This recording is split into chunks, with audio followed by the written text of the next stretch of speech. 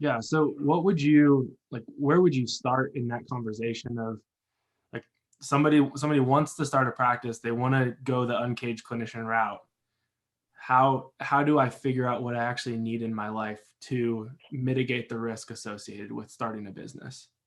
I think one of the big things is I think things like dream boards are fine, but you at a certain point you have to back things down into some level of objectivity to be able to say, all right, what absolutely needs to happen? And if you're looking for practical personal financial stuff, like because really there's especially for a business owner, there's really no separation initially and for quite some time between business finances and personal finances.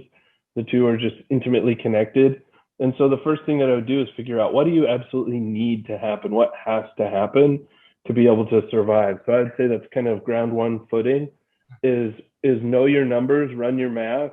It's the same thing as if a patient walks into a clinic and they say, I'm hurt, and say, all right, well, what were you doing before you were hurt? What's your health look like? What are your exercise objectives? What were you doing? Like, who were you before this thing happened? Like, what were your habits and your behaviors? Similarly, with financial stuff, it's, well, what's your cash flow look like? What has to happen? What's the mortgage? What's the rent? What's the food? Like, knowing those numbers, scaling those out for 12 months, 6 months, pick a time frame, and then working backwards and saying, what metrics in my business have to happen in order to accomplish that, and then building systems to kind of create that objectivity. And then once you see that and that's sustainable, then I think you can worry about the other stuff of, lots of zeros, new houses, fancy vacations, those types of things. That's my initial thought. Sweet. So then if we're going from that step, we know what our viability is, food, you know, paying student loans for a lot of us, making sure that our we have a roof over our head. What additional like safety net stuff would you recommend having on top of those things? So like that next step. Obviously, Yeah. I need food and shelter. What's the next step after that? Yeah. So now you've kind of created your kind of your direction. And so like we need to put something behind it. I think one of the first things that's important to know and to accept is that you might need to bridge that gap with stable employment. Like if you're not in a position where people are knocking on the door saying, hey, when are you going to open up your own shop? And instead you're going to have to start from scratch, accept that and find a position, even though it might not be your ideal position, which doesn't matter because you're actively in the process of creating an ideal position. So maybe you do home health so you can create your own visits and you're with an agency and you're while you're building this and bridging into working with, an active population out of a gym. Like figure out what and create that so that you have that. And there's one thing like you don't want to end up in a position where you come across as desperate. You can feel desperate. That can be the energy and the drive and the internal fire. But a lot of times when people are in that do or die situation, it gets communicated as desperate and it's felt by the patient. Okay, why are you trying so hard to see me 3 times this week? Like you got a bill to pay. Is a lot different than, man, it really does sound like I need to show up 3 days a week. And that's an energy that's being communicated. So that's the bridge. And you can't know how much you need to work as you're starting something new until you've run the math. And so that would be one thing. Something else that you alluded to is that if you're in a situation where you're carrying student debt, communicate with your debt servicers, because if your debt is a federal debt, all you have to do is say, hey, I just started a business, I have no income. And they're going to drop your federal debt payments down to zero. You're going to have to sign an affidavit that that's true. But now what did you just do? You took your cash need and you decreased it.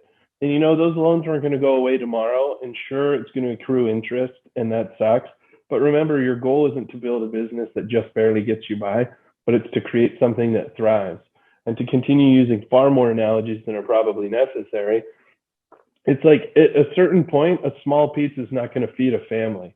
You need to figure out ways to increase the size of that. And, if that means allocating some money that would go to student loans to learn how to make a bigger, better pizza, or for example, in this case, to get the coaching to be able to move to that next level, then you need to figure out and you need to communicate that and reallocate that money. So I'd say that's one step for somebody who's in a situation where they're feeling pinched with cash flow. That's number one.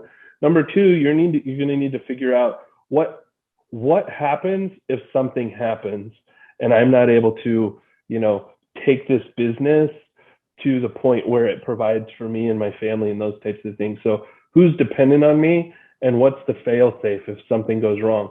Because that's ultimately what happened to my dad. So I would say that maybe I have a risk mitigating bias of sorts, because, my dad had built this business.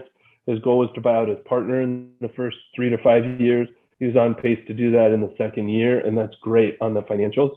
But when you die of a heart attack and proper insurance planning hasn't been done, then you leave your family in a difficult situation, And so similarly, those are the types of things you need to look at. I know that I've been working with clinicians who are bridging from working in a clinic to becoming solopreneurs. And one of the questions that they have is, well, what if I get hurt? Well, you need to look at those things. Do I have adequate savings if I don't make a dollar, for the next 3 to 6 months? I would argue it should be more money than that, but at a minimum, all right, what if something happens in the process? I'm traveling to a client's home and I get hit by a car and I can't practice for 6 to 9 months. What's the solution there? What if something happens and I can't work indefinitely? And so that's not sexy stuff. That's subsurface stuff. That's foundational things that you should be talking with a financial professional about. Like, what happens if something happens to a patient?